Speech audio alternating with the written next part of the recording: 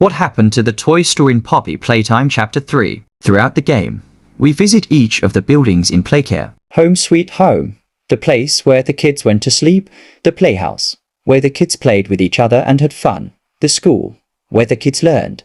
And the counselor's office. But there is one major place that is not only blocked off, but also never mentioned in the game. I'm talking about the toy store. Before Chapter 3 came out, people thought that the toy store would play a huge role in the story, only to be met with disappointment. Why is that? Before we understand why, we must take a good look at the toy store itself. When trying to enter the toy store, the entrance is barricaded with rubbish, corks, spikes, and dead toy parts. This is the mark of Catnap, as he loves to collect dead toys for his shrine for the prototype. He especially loves to leave these cork and spike contraptions around Home Sweet Home, as seen here. This means that Catnap was the one to block of the toy store. And as far as I know, there is no dialogue from any character mentioning the toy store. Poppy never brings it up when talking to us, and even Ollie, the character that was meant to be our guide for Playcare, doesn't even mention it. Another thing to note is that each area of Playcare is controlled and inhabited by a force. For Home Sweet Home and the counselor's office,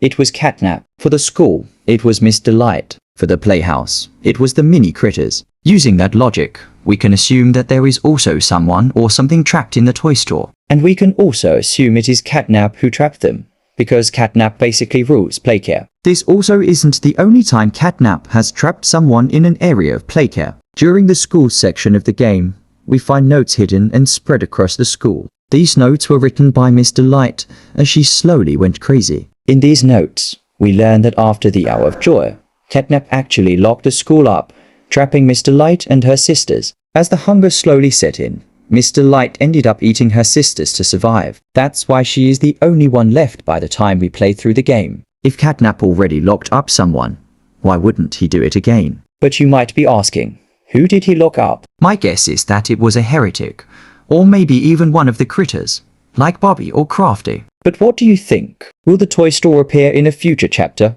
or will it be forgotten about? Let me know in the comments. But the real question is, what was the toy store used for when the factory was open? Even though it might seem like a normal toy store, it could potentially be something much more sinister. Maybe the fun bucks spread around Playcare were used to buy the toys. One thing I would like to mention is that in this poster, it says that the children in Playcare should be careful with what toy they pick, because their choice lasts a lifetime. This lifetime choice implies that the children got to unknowingly choose which toy they would be converted to when they were used in a bigger body experiment. This once-in-a-lifetime choice could take place in the toy store. Thanks for watching, and I'll see you next time.